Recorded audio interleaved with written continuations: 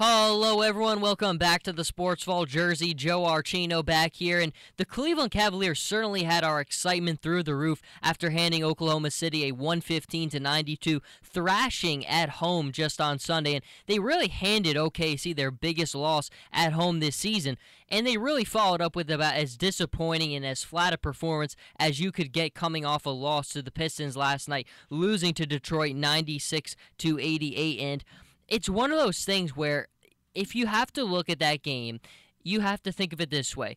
If you're going to be the Cavs and you expect to win a title this season, great wins should be followed by wins. It's business as usual for some like the Golden State Warriors, and then it's not for some of these other teams.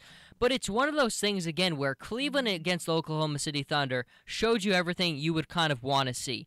They really showed you the ball movement, the speed, the tempo, the continuity that you would expect. And then that just totally falls off the railroad when it comes to their loss to the Pistons. The ball movement was not there. You just see guys are standing around one-on-one basketball, dribble, and then try to penetrate to the lane and get your shots up and attack the rim. But that is not what works. Cleveland is frustrating in the regard that they're in first place in the Eastern Conference. They're light years ahead of any other team in the Eastern Conference, but their habits get lazy sometimes. Sometimes you feel like because they are so substantially better than everyone else in the Eastern Conference that they resort to a little bit of the lazy ways.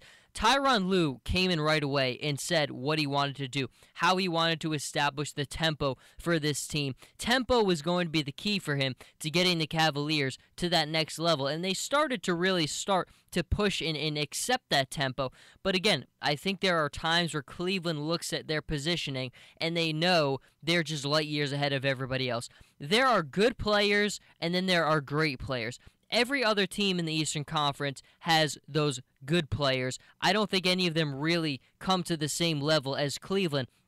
All you have to do is look at last season, how it played out. The Atlanta Hawks were the number one seed in the Eastern Conference last year, and they were doing it with good players. You know, guys like Al Horford, guys like Paul Millsap, guys like Teague. Good players, but not great.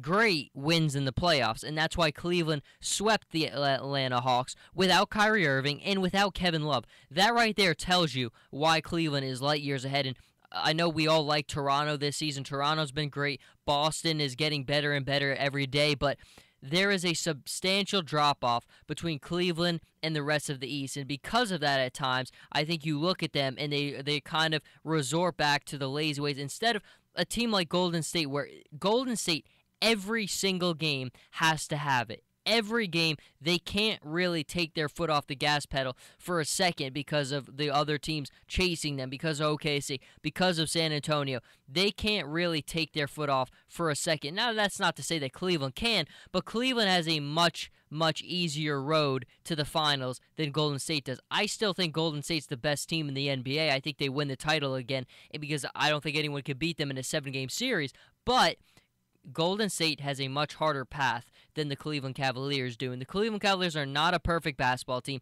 If they were going to, and I think after OKC we really all started to really like what they did, especially because Kyrie Irving played 9 minutes in that game, was a non-factor. Kevin Love has looked very good. He's played his best basketball this season, had the Cavaliers' first 6 points in this game last night, but we kind of saw how things went. The ball movement was not there. The defense was not there, and it's frustrating at times because you go back to LeBron's days in Miami, and I think those 4 seasons there, that was the best period of ball movement I've ever seen in LeBron's career. But he was playing with a lot of pros, a lot of veterans. He is largely the veteran presence on this ball club. You have guys like Jefferson and guys like Fry that they just brought in with a veteran presence, but none of them have as an impact like LeBron does, and the ball movement at times is just not where it needs to be. Where Cleveland is going to try to make their mark moving forward is just using their tempo and their speed to just try to overwhelm you,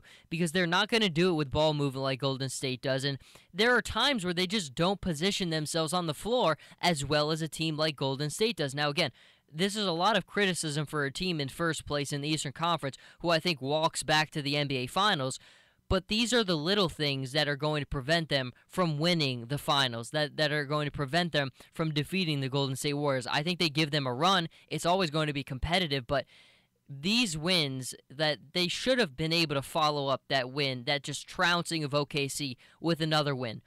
That's just the way it is. If you want to be those great teams and you want to be like the Golden State Warriors, you need to follow up great wins with wins.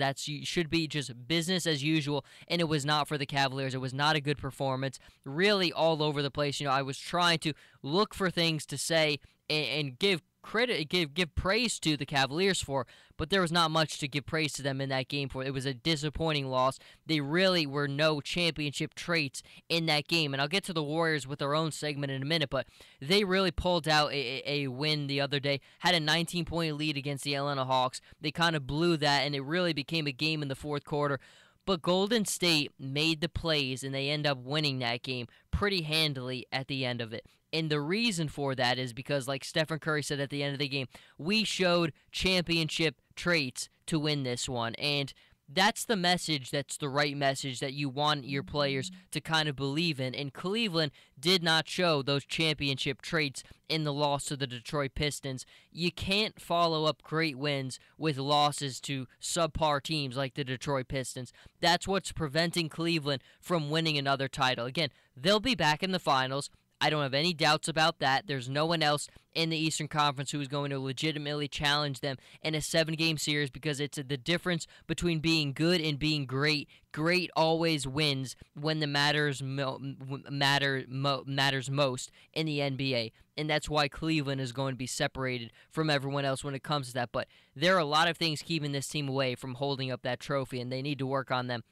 One of those biggest things is, of course, bouncing back from great wins with wins. Should be business as usual. It is for some, it's not for all. Until then, though, Jersey Joe Archino here with the Sports Vault. You can follow me on Twitter at Joe Archino, on Instagram, Jersey_Joe_Archino, and we'll see everybody next time.